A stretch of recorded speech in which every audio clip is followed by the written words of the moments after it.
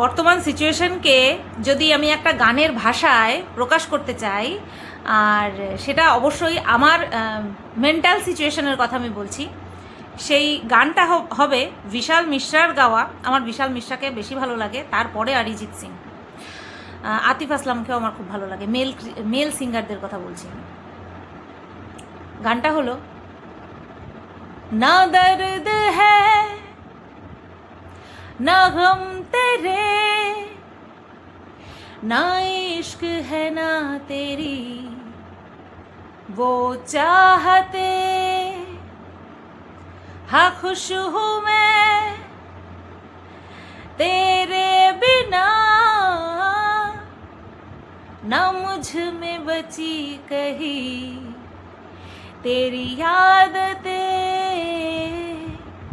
है, फिर क्यों आँखों में नमी, क्यों मैं रोता हूँ आज भी, क्या खलती तेरी है कमी, क्यों मैं रोता हूँ आज भी।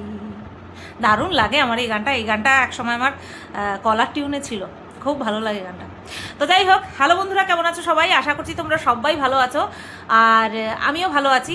অ্যাকচুয়ালি এই ফাইটটা, এই যে ঝড় ওঠার আগের একটা সান্নাটা আর ঝড় হয়ে যাওয়ার পরে একটা সান্নাটা থাকে না, নীরবতা, শান্ত, পুরো নিস্তব্ধতা, সেই ঝড় হওয়ার আগের নিস্তব্ধতা একরকম, রাগটা পুষছি, আর ঝড়টা হয়ে গেল, ঝড়ের পরের নিস্তব্ধতা একদম আলাদা। তো এখন এই ঝড়ের পরের নিস্তব্ধতার সাথে আমি নিজের সাথে নিজে ফাইট করছি, কারণ সেই নিস্তব্ধতাটা তো আমার নিজের মধ্যেই রয়েছে, সেটার সাথেই আমি ফাইট করছি। কিছুতেই পেরে উঠছি না। বিশ্বাস করো, আমার জীবনে এই 37 বছরের জীবনে, অনেকে বলে আমার 45 বছর বয়স, শুনে যা হেসেছিলাম আমি, বিশ্বাস করবে না। যাই হোক, আমার এই 37 বছরের জীবনে আমার এরকম কোনো সিচুয়েশনের পাল্লাতেই আমি পড়িনি যেটা থেকে আমি মুভ অন করতে এত সময় আমার লেগে যাচ্ছে। এত সময়, মানে আমি আমার কোনো কাজকে কোনো মানে কি বলবো, রেগুলার কোনো কাজকে কোনো কষ্টের জন্য আমি স্যাক্রিফাইস করিনি, সেই কাজ করেছি। কিন্তু এই ধাক্কাটা এতটাই বড় ধাক্কা ছিল, আর এত বড় ঝড় ছিল যে আমি যেখান থেকে আমার আর্নিং হয় সেই জায়গাটাতে আমি স্কিপ করে গেছি। ইভেন এখনও পর্যন্ত আমি ডেইলি ব্লগ ঠিক মতন আমি কন্টিনিউ করতে পারছি না, দিচ্ছি না, শ্যুট করে রেখে দিচ্ছি, এডিট করার মতন ক্ষমতা পাচ্ছি না, ইচ্ছে করছে না, কোনো কিছু করছে না। মানে এটা একটা অনেক বড় ঝড় ছিল আমার জীবনে। তো যাই হোক, শিক্ষা আমার হবে কিনা আমি নিজেও বলতে পারছি না। কেন বলো তো? কারণ বহুবার ঠকেছি তো, আর তারপর আবার সেরকম কাজই করেছি, সেই কারণে এখন নিজের গ্যারান্টি নিজেই দিতে পারছি না এই দিকটার ক্ষেত্রে, যে আমি কি আর কাউকে কোনোদিনও বিশ্বাস করতে পারবো কি পারবো না, না আবার করে ঠকবো, এই জায়গাটা আমি পারছি না নিজেকে, নিজের হয়ে নিজের যে গ্যারান্টি দেবো। ঠিক আছে, তো যাই হোক, একটা কাটা কোথাও না কোথাও বুকে বিঁধেছিল, সেটা গতকাল ক্লিয়ার করে ফেলেছি। করাটা দরকার ছিল, কারণ যখন পরিষ্কার হবে, পুরো সব নিশ্চিহ্ন হয়ে যাক, এটাই উচিত, তাই না? এটাই হওয়া উচিত। কোথাও না কোথাও কিছু থেকে গেলে আবার সেই তো সেই পুরো নিশ্চিহ্ন করে দেওয়ার কাজটা হয়তো সিচুয়েশানই করে দিয়েছে। কোনো কিছুই তো আর আমরা নিজেরা হাতে করি না, সিচুয়েশানই করে দেয়, হয়ে যায়, আর আমরা সেই সিচুয়েশান অনুযায়ী আমরা চলতে থাকি। তো একটা বিষয় পুরো পরিষ্কার হলো, এই যে এতদিন যে একটা ঝড় গেল, সেই ঝড়ে একটা বিষয় ফিল করলাম, যে রিগ্রেট সবাই ফিল করতে পারে না, পুরো অন্তর থেকে রিগ্রেট সবাই ফিল করতে পারে না। এটা আমি ফিল করলাম, বুঝতে পেরেছো? যে কিসের বশবর্তী হয়ে মানুষ এই ইগোকে ধরে রাখে আমি বুঝি না। তো যাই হোক, যার যা নেচার সে সেটা করবে। আমার নেচারে, আমার সত্যি বলছি, আমি যদি কোনো ভুল করি না, আমার এই কি যেন বলে, অফ ক্যামেরা হোক অন ক্যামেরা হোক, আমি সেটাকে উদ্ধার না করা পর্যন্ত, মানে ক্ষমা চাওয়া না পর্যন্ত আমি শান্তি পাই না। তো এরকমটা মানে কি বলবো, আশা করাও ঠিক না যে আমার সামনের মানুষটাও আমার মতন ক্যারেক্টারের হবে, এরকমটা আশা করাও ঠিক না। তবে হ্যাঁ, যেটা কিনা নিজের আয়ত্তে আছে, যে যারা কিনা ভুল স্বীকার করতে পারেই না, তাদের কাছ থেকে নিজেকে দূরে সরিয়ে রাখা, সেফ দূরত্বে সরিয়ে রাখা, তাহলে সেটা তাদের পক্ষেও ভালো, আমার নিজের পক্ষে তো অবশ্যই ভালো। তো যাই হোক, বললাম তো, একটা কাটার মতন বিঁধেছিল, বুকে কোথাও না কোথাও বাজছিল, কন্ট্রোল হচ্ছিল না, নিজেকে কন্ট্রোল করতে পারছিলাম না, সেটা হয়তো এবার আস্তে আস্তে কন্ট্রোল হয়ে যাবে। আরে মানুষ পারে না এমন কি আছে। যাই হোক, ওয়াইটিতে দেখছি নতুন ডিজিটাল কন্টেন্ট ভিখারি হয়েছে। হ্যাঁ, ওয়াইটিতে দেখলাম নতুন ডিজিটাল কন্টেন্ট ভিখারি হয়েছে। কালকে আমাকে একজন আমার ভিউয়ার দিদিভাই আমার বিজনেস নাম্বারে একটা লিঙ্ক পাঠালো। তো সেই লিঙ্কটা ক্লিক করতেই আমি দেখলাম ডিম্পির ভিডিও। আচ্ছা, ডিম্পি সেখানটায় বলতে শুনলাম ডিম্পিকে যে বলছে যে তুই যা করেছিস ঠিক করেছিস। তো আমি ওকে চিনি না যে ও আমার থেকে, মানে ও সম্পর্কে আমি সঠিক কিছু জানি না যে ও আমার থেকে বয়সে বড় হবে না ছোট হবে। তো আমাকে দেখলাম তুই তামারি করে বলছে।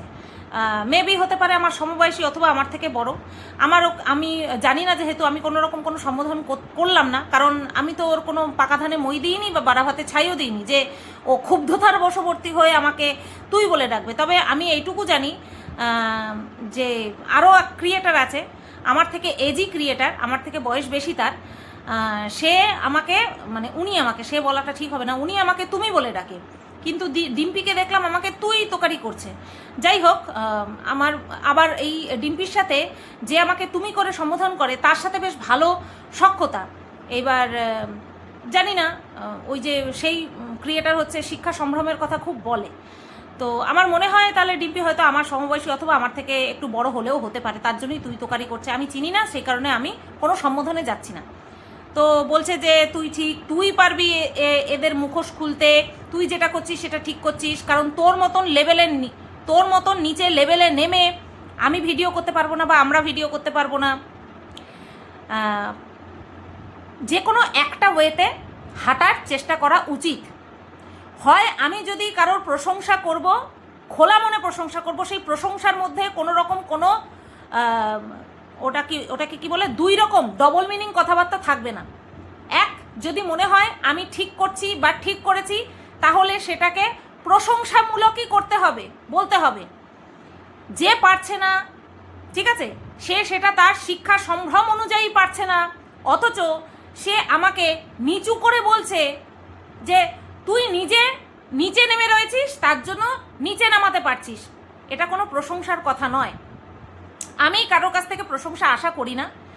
বলছিল তুই ঠিক, সেই কারণেই এটা হচ্ছে আমার দিকে পজিটিভ হয়ে কথাটা আসছে। অথচ বলছে তুই নিচে নেমে রয়েছিস তার জন্যই তুই নিচে, না, এটা কোনো পজিটিভ কথা হলো না। এটা কোনো পজিটিভ কথা হলো না। হয় কেউ ঠিক আর নেয় সে ভুল, কেউ বাধ্য করেনি আমাকে ঠিক বলতে। আবার আবার কারোর এটাও উচিত না যে কাউকে আমি ঠিক বলছি আবার তার লেভেলটাকে আমি আমার দৃষ্টিভঙ্গিতে নিচে নামিয়ে আনছি।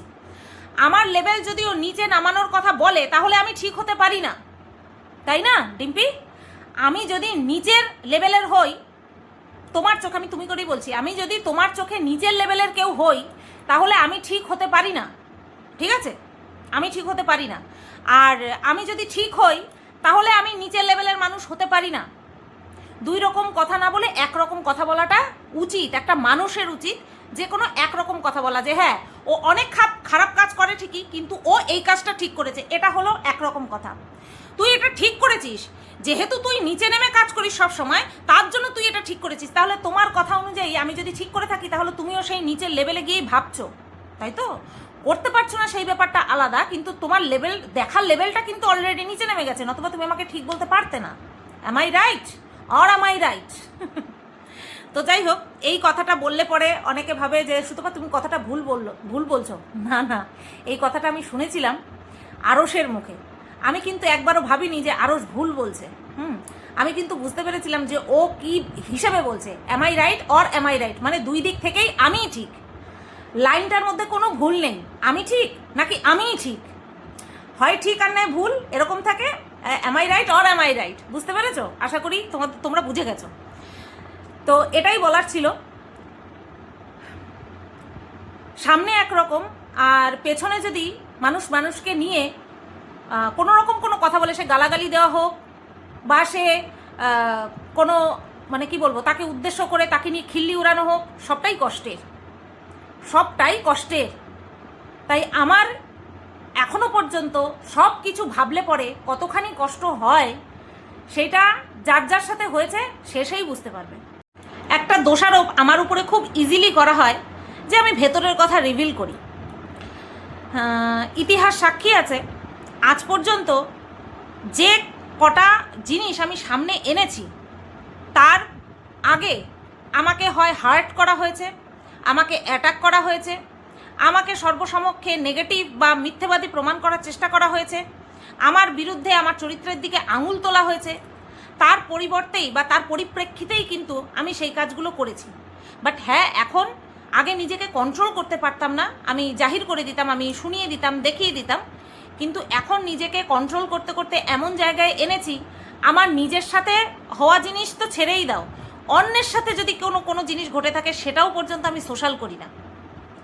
এখন এই সিচুয়েশনে দাঁড়িয়ে আমি নিজেকে এত পরিবর্তন করেছি, আর সেই জায়গায় আমি নিজের উপর প্রচণ্ড পরিমাণে আমি খুশি, নিজেকে নিয়ে আমি খুব খুশি যে যাই হয়ে যাক না কেন আমি সেই স্বভাবটাকে কন্ট্রোল করতে পেরেছি। করুক আমার পিঠ পিছে পিএনপিসি, করুক আমাকে নিয়ে খিল্লি, উড়াক আমাকে নিয়ে আমার খিল্লি, আমাকে দিক কষ্ট, কিন্তু আমি কখনো আর লাইন ক্রস করব না। ঠিক আছে? এরকম একটা সময় গেছে যখন এই যে মারু আমাকে নিয়ে বলল যে আমি নাকি খুশি না, হ্যাঁ, বা আমার ভিডিও করাতে ওর ভালো লাগেনি, ওদের ভালো লাগেনি। তার পরিবর্তে কিন্তু আমি অনেক কিছু শুনিয়ে দিতে পারতাম। ও যে মিথ্যে কথাটা বলেছিল না, যে আমার সঙ্গে ওদের সেরকম কোনোই কথা হতো না, ওর কোনো কথা হতো না, শুধু হাই হ্যালো ছাড়া, আমি কিন্তু সব শুনিয়ে দিতে পারতাম। আমি নিজেকে কন্ট্রোল করে রেখেছি, আর সেই কন্ট্রোল করতে করতে আজকে এমন জায়গায় আমি এসে পৌঁছেছি যে নিজের স্বভাবকে নিজে কন্ট্রোল করতে মানে সক্ষম হয়েছি এই কন্ট্রোভার্সি জগতে। কিন্তু নিজের ব্যক্তিগত জীবনে আমার খুব কষ্ট হচ্ছে, এই সিচুয়েশানটাকে হ্যান্ডেল করতে আমার খুব কষ্ট হচ্ছে। তো যাই হোক, এইবার আসি, আচ্ছা, কন্টেন্ট ক্রিয়েটারের মানে কন্টেন্টের ভিখারি আমাদের ইউটিউবে ঘুরে বেড়াচ্ছে। কখনো নিজের লাইভ থেকে, নিজের যে নোংরা একটা লাইভ ক্রিয়েট করে, সপ্তাহে 6 দিন, একটা দিন হচ্ছে পবিত্র দিন রবিবার, ওই দিনটাতে কোনো নোংরামি করতে আসতে পারে না। ঠিক আছে? ওই দিনটা হচ্ছে পবিত্রবার, আর সপ্তাহে 6 দিন চরম লেভেলের নোংরামো করতে থাকে। তো সেই নোংরা লাইভে পর্যন্ত কন্টেন্ট ভিক্ষা চায় যে আমার সাথে এসে যোগাযোগ করুন, আমাকে কন্টেন্ট দিন, আমি কন্টেন্ট বিক্রি করে খাবো, মানে কন্টেন্ট ভিক্ষা চাচ্ছে। কালকে দেখলাম একজন ক্রিয়েটারের কমেন্ট বক্সে গিয়ে পর্যন্ত কন্টেন্ট ভিক্ষা চাচ্ছে যে যা আছে আমার কাছে দিয়ে দাও, যা আছে আমার কাছে দিয়ে দাও। আমি এটা মনে করি যে সে আমাকে নিয়ে যে আমার শত্রু বানিয়ে আমাকে কন্টেন্ট করে খাচ্ছে, সেই হোক বা যে কোনো মানুষ হোক, যারা কিনা বিশেষ করে মহিলা, যেই সমস্ত মহিলারা এই নোংরা মেল ক্রিয়েটারকে চিনে গেছে তার স্বভাব সম্পর্কে, আমার মনে হয় না আমাকে তারা শত অপছন্দ করলেও এই নোংরা মেল ক্রিয়েটারের সাথে তারা যোগাযোগ করবে। মুখ খোলে না, হ্যাঁ, প্রত্যেকের একটা মান সম্মান আছে, যেটা কিনা এই মেল ক্রিয়েটারের তো নেই। সে তার আশেপাশে যাদেরকে দেখেছে বা রেখেছে তাদেরও নেই। যদি থাকতো বা তার বাবা মা যদি তাকে মহিলাদেরকে সম্মান করা শেখাতো, তাহলে সে কিন্তু বাদবাকি মহিলাদের, সে মহিলা যতই খারাপ হোক না কেন, তাকে অসম্মান করে কোনো কথা বলতে পারতো না। এই কথাগুলো এই কারণেই বলছি, এই যে কন্টেন্ট ভিক্ষা চেয়ে বেড়াচ্ছে না মানুষের কাছ থেকে, যদি কোনো মহিলার বিবেক বা মান সম্মান বলে কিছু থাকে, তাহলে একে কন্টেন্ট দেওয়া তো বহুত দূর কি বাত, এর সঙ্গে সোজামুখে কথা পর্যন্ত বলবে না, এটা আমি মনে করি। এবার বাদবাকি আমার মনে করাটাই তো সব কিছু না, সব কিছু নয়। আচ্ছা, এইবার এই কি যেন বলে, তোমার কেন বললাম যে মহিলাদের বুঝে যাওয়া উচিত। আমি আমার কন্ট্রোভার্সি ওয়ার্ল্ডে যে কয়জন ক্রিয়েটারকে দেখেছি, আমি যদি ভদ্র, শিক্ষিত, রুচিসম্মত ভাষার ব্যবহার করে নেগেটিভ ভিডিও পর্যন্ত করতে পারে, সে হচ্ছে আমার চোখে ওয়ান অ্যান্ড অনলি মুন্দি, প্যাশন উইথ মুনের মুন্দি। আমার একে ভালো লাগে, আর অতীতে ভালো লাগতো পিঙ্কি বলে একজন ক্রিয়েটার ছিল, তাকে ভালো লাগতো। সে তেরেপুরে নেগেটিভ ভিডিও করতো, কিন্তু তার মুখে কোনো সময় কোনো স্ল্যাং থাকতো না, কোনো নোংরামি কথা থাকতো না। সে তার গলার ভয়েস লাউড ছিল, বাট সে কোনো সময় নোংরা বাক্য বা নোংরা ভাষা প্রয়োগ করতো না। যেমনটা, আর মন্দির তো গলার ভয়েসও লাউড হয় না সেরকমভাবে, যে ঝগড়া করছে এরকমটা না, তাকে দেখলে বোঝা যায় যে সে একজন পেশায় টিচার। এই রে বলে দিলাম, সে একজন পেশায় টিচার, তাকে তার আবভাব ভাষা ভঙ্গি দেখলেই বোঝা যায়। তো আমার চোখে যদি কোনো ভদ্র ক্রিয়েটার, শিক্ষিত ক্রিয়েটার যদি কেউ থেকে থাকে, সেটা হচ্ছে মুন্দি। এমনটা না যে সে তার এখন যে ভিডিওগুলো সেটা অটোমেটিক্যালি আমার ফরে যাচ্ছে, এরকমের জন্য মোটেও না। ইভেন যখন সে আমাকে নিয়ে নেগেটিভ ভিডিও করতো তখনও কিন্তু আমি বলেছি যে ওই মানুষটার কথাই আলাদা। এইবার ভাবো যে যেই মানুষটা নেগেটিভভাবে কথা বললেও তার রুচি কখনো নিচে নামে না, সেই মানুষটিকে নিয়েও পর্যন্ত এই নোংরা মেল ক্রিয়েটার আমার মিটআপের সময় আমার বরের সাথে জুড়ে নিয়ে নোংরা নোংরা মন্তব্য করেছে, নোংরা নোংরা মন্তব্য করেছে। আরও দুজন মহিলা ক্রিয়েটার আমার মিটআপে গিয়েছিল, তাদের সন্তানকে নিয়ে আমাকে নিয়ে নোংরা নোংরা কথা বলেছে। হ্যাঁ, এ প্রত্যেকের সন্তানকে অ্যাটাক করে, আর এ বলে যে কোনো কিছু এরকম মাছ ভাজা খাওয়া হয়ে গেছে, ও তার মনে হয় শেষ, মানে এটা যে উল্টে খেতে হয় সেটাও জানে না, এরকম আবভাব তার মুখে, তার মুখের বুলিতে এরকম আবভাব ফুটে উঠেছে, ভাজা মাছটা উল্টে খেতে জানেনি। অথচ কার সন্তানকে ছেড়েছে, কার সন্তানকে ছেড়েছে? চলো জাস্ট দিদি না হয় নোংরা মেল ক্রিয়েটারের সন্তানকে নিয়ে না হয় বলেছে, আর ওই বং ভেন্ডিও বলেছে, আবার এও বং ভেন্ডিকেও বলেছে, ঠিক আছে। কিন্তু বেশ কিছু ক্রিয়েটার আছে যারা কিনা এর সন্তানকে নিয়ে অ্যাটাক করে কিছু বলেনি। তার মধ্যে কে আছে? তার মধ্যে আছে এই যে কি যেন বলে, আরে রুনাদি তার সন্তানকে নিয়ে কোনো সময় বলেনি। বা এই যে লাউড স্পিকার বলে যাকে ডাকা হয়, যে এখন আমার বিরুদ্ধে গিয়ে নোংরা ভাষা ব্যবহার করে করে ভিডিও করে, তার ছেলেকে নিয়েও, তার একটা মাইনর ছেলে, সেই ছেলেটাকে নিয়েও আমাকে জড়িয়ে নোংরা নোংরা কথা বলেছে। তারপরে তাকে তো বলেইছে, লাউড স্পিকারকে তো বলেইছে কোথায় তেল মালিশ টালিশ হানাতানা করতে যায়, তারপরে এসে ক্ষমা পর্যন্ত চেয়েছে, ঠিক আছে। তারপরে আর কারকে, আর সবচেয়ে বড় কথা হচ্ছে অন্দরমহলের মেয়েকে নিয়ে বলেছে, এই অসভ্য নোংরা মেল ক্রিয়েটার, ঠিক আছে। এর মানে কি বলবো, ইতিহাসের শেষ নেই। ইতিহাসে যা অতীতে যা করে বেরিয়েছে নোংরামো, এখন ভদ্রতার মুখোশ, তাও ভদ্রতার মুখোশ নেই, কোনো জায়গা থেকেই ভদ্রতার মুখোশ নেই। যেই নোংরামো করে আমি শুধু অবাক হই সেই সমস্ত নোংরা ভিউয়ার্সদের কথা ভেবে, যে তারা কিভাবে এই সমস্ত নোংরা সহ্য করে একটা পুরুষ মানুষের, সকল পুরুষ মানুষের মুখ থেকে কি করে সহ্য করে, দিনের পর দিন নোংরামো করেই চলেছে। আর এখন কি করছে, বিষ খুঁজে না পেয়ে কন্টেন্ট জোগাড় করতে যাচ্ছে, ভিক্ষে চাচ্ছে, কন্টেন্ট ভিক্ষে চাচ্ছে। তো যাই হোক, আমি একটা কথাই বলবো ডিম্পিকে, যদি কোনো সময় সুতপাকে কিছু বলার হয় ডাইরেক্ট বলবে, সুতপা তুই খারাপ, তুই জঘন্য, তুই নোংরা, তুই নীচ, এরকমভাবে বলে যাবে, ঠিক আছে। সুতপা তুই ঠিক, কিন্তু তুই যেই জঘন্যতে নেমে, এটা কোনো কথা হয় না, এটা হচ্ছে দুই রকম কথা, ঠিক আছে। আর দুই রকম কথা একটা কন্ট্রোভার্সি ক্রিয়েটারের মুখে শোভা পায় না। হয় আমি তাকে ভালো বলবো, আর নয় সে প্রথমে খারাপ ছিল এখন ভালো কাজ করছে, এটা হতে পারে, বা আগে ভালো ছিল, মানে দুই রকম একটা মানুষ একই সিচুয়েশনে দাঁড়িয়ে হতে পারে না। তো যাই হোক, এই বিষয়টা গেল। এইবার আমি যে কথাটা বলবো সেটা হচ্ছে, দুটো টপিক নিয়ে কথা বলবো এই ভিডিওটাতে। প্রথমটাতে তো এই কিছু সিচুয়েশন নিয়ে তোমাদেরকে কথা বললাম। প্রথমটা বলবো হচ্ছে মারুকে নিয়ে। মারুর আঙুর ফল খাওয়া নিয়ে অনেকে অনেক দিন ধরে বলছে, অথচ ও আঙুর ফল খেয়েই চলেছে। আর ওর একটাই কথা, ওর ডাক্তার ওকে খেতে বারণ করেনি।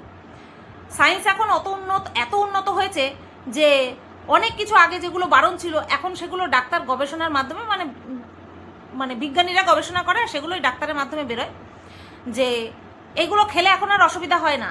আগে এরকমটা বলা হতো, কিন্তু এখন সেটা না, এরকম হয়েছে অনেক। এই ক্ষেত্রে আমি বলবো, এই যে আঙুর ফল, ওকে কমেন্ট বক্সে অনেকেই বারণ করছে। কেন বারণ করে জানো তো? আমি যেটা বুঝি, যেটা আমার মানে ওই মস্তিষ্ক খাটিয়ে আমি বের করেছি, সেটা হচ্ছে আঙুর, তরমুজ, তারপরে পেঁপে, তারপরে হচ্ছে তোমার আনারস, এগুলো অত্যন্ত ওই গরম ফল, মানে তুমি ফ্রিজে রেখে ঠান্ডা করে খাচ্ছ সেটা কথা না, ফলগুলোই মানে গরম করে দেয় শরীর। সেই কারণের জন্যই যেইগুলো কিনা শরীর গরম করে তোলে, সেই ফলগুলোকে অ্যাভয়েড করতে বলে কারা? বাড়ির বয়স্করা, তাই না? কারণ আগেকার দিনে কি এত ডাক্তার বুদ্ধি ছিল? কিন্তু মানতো, কিভাবে মানতো? ওই অভিজ্ঞতা, বাড়ির বড়রা বুড়িরা অভিজ্ঞতা প্রসূত কথা বলতো, সেগুলো মেনে চলতো, তাদের নর্মালেও ডেলিভারি হতো, তাদের হসপিটালে তো আগে হসপিটালে পরিষেবা কি ছিল, বাড়িতেই হতো, একটা হতো, 3টে 4টে কোনো ব্যাপারই ছিল না তাদের, তাই না? তো এই কারণের জন্যই আমার মনে হয় বলে ওকে। তো ও তো ডাক্তারের কথাই বলছে যে ডাক্তার বলেছে ওকে কোনো খাওয়াতে বারণ নেই। কালকে একটা কথা শুনে যা হাসি পেয়েছে, বলছে কতদিন হয়ে গেছে বলো তো, এখানে এসছি অনেক দিন হয়ে গেছে, বাবা কবে ঘুরতে নিয়ে যাবে? কী রে মারু, এই তো সেদিন বললি যে এখান থেকে এখন তো আর আমি বেশি বেরোতে পারবো না, আমি বেরোবোই না, নামবোই না নিচে, আবার এই দুদিন যেতে না যেতে বলছিস যে একটুখানি ঘুরতে নিয়ে চলো, কবে ঘুরতে নিয়ে যাবে? এই গরমে কে বেরোয় রে বাড়ির থেকে? তোর ঘরে এসি লাগানো আছে, এসিতে চিল করবি, কষ্ট করে রান্নাবান্না করে নিয়ে তারপরে এসিতে এসে চিল করবি, তা না, তুই এই গরমে কে যায় ঘুরতে? এত শখ, তার মধ্যে এই মানে কি বলবো, অনেক দিনই তো হয়ে গেছে প্রেগনেন্সির, এখন বাড়ির থেকে বেরোনোর দরকার নেই। এই গরমে লু মু লেগে গেলে না, তখন তুমি বুঝতে পারবা, লু যদি লেগে যায় তাহলে বুঝতে পারবা, চুপচাপ ঘরে বসো, কোনো ঘোরাঘুরি বাদ দাও, এখন অনেক ঘুরছো, কম ঘোরো নাই তুমি, আবার বাচ্চা বড় হোক তারপরে ঘুরো। তো যাই হোক, এই একটা বিষয় বলার ছিল আমার ওকে নিয়ে। আর খুব খুশি মনে দেখছি, খুব শরীরটাও একটুখানি চাঙ্গা দেখছি, কাজবাজ করছে, এরকমই থাকুক, ঠাকুরের কাছে প্রার্থনা করি। নেক্সট যেটা বলবো সেটা না বললেই না, যেটা কিনা আমি দেখে নিজেকে অনেক কষ্টে কন্ট্রোল করেছি, সেটা হচ্ছে অনেক কষ্টে কন্ট্রোল করেছি মানে মানে ওই যে দেখ, অন্যের যদি অ্যাচিভমেন্ট দেখি সেটা দেখে চোখ থেকে জল বেরিয়ে যায় না খুশিতে, যে হ্যাঁ এটাই তো চাইছিলাম, ঠিক সেরকমটাই দেখেছি। মিনা আজকে ভিডিওতে ডিক্লেয়ার করেছে যে সে নিজের পায়ের জমি শক্ত করেছে। আজকে অনেস্টলি বলে যেও, যারা আমাকে পছন্দ করো না তারাও বলে যেও যে হ্যাঁ সুতপা তুমি বলেছিলে প্রথম থেকে যে নিজের পায়ের তলার জমি আর মাথার উপরে ছাদ তৈরি করার ব্যবস্থা কর, এবং সেটা অন্যত্র কোথাও নয়, এখানেই কর। বহু বলেছি ওকে, বহু বলেছি, বলে বলে বলে বলে আমি শত্রুতে পরিণত হয়ে গেছি, ওর ভালো চেয়ে চেয়ে আমি ওর শত্রুতে পরিণত হয়ে গেছি। আজ পর্যন্ত একটা ভিডিওকে ওরকম দেখাতে পারবে না যেখানে আমি মিনার খারাপ চেয়ে, মিনার ক্ষতি চেয়ে কোনো রকম কোনো বাক্য একটা ভিডিওতে প্রয়োগ করেছি, যেই কথার জন্য ওর কোনো ক্ষতি হয়ে যাবে, এরকম কোনো কথা আজ পর্যন্ত ওর জন্য আমার মুখ থেকে বেরই হয়নি। আজকে খুব খুশি হয়েছি যখন ওর ভিডিওর টাইটেলটা দেখেছি না, আমি বললাম সত্যিই তুই করেছিস। আজকে স্বামী যদি ভালো হয় তার কপাল সত্যিই ভালো, কিন্তু যার স্বামী ভালো হয় না বা কোনো কারণে সংসার ভেঙে যায়, তখন সেই মেয়েটার আমাদের মতন সমাজে যে কি পরিস্থিতি হয় সেটা মিনাকে দেখলে পরে আমরা সবাই আন্দাজ করতে পারি। আর সেই জায়গায় দাঁড়িয়ে আমি মিনাকে বহুবার বলেছিলাম, আগে 2 কাঠা জমি কেন, 2 কাঠা হবে না 1 কাঠা 1.5 কাঠা কর, এখনকার দিনে মানুষ বেশি জমি কেনেও না, তাই না? তো একটা জমি কেন, একটুখানি জমি কেন, একটা ঘর কর, 2টো রুম দিয়ে, একটা পায়খানা বাথরুম দিয়ে, একটা কিচেন দিয়ে একটা ঘর কর, দেখবি কি শান্তি। সেখান থেকে তোকে না কেউ চলে যেতে বলতে পারবে, না তোর জায়গায় জায়গায় জায়গায় জায়গায় ঘুরে বেড়াতে হবে। আমি তোমাদেরকে বলেছিলাম ও দিল্লিতেও বেশি দিন থাকতে পারবে না, টিকতে পারবে না, বলেছিলাম তোমাদেরকে।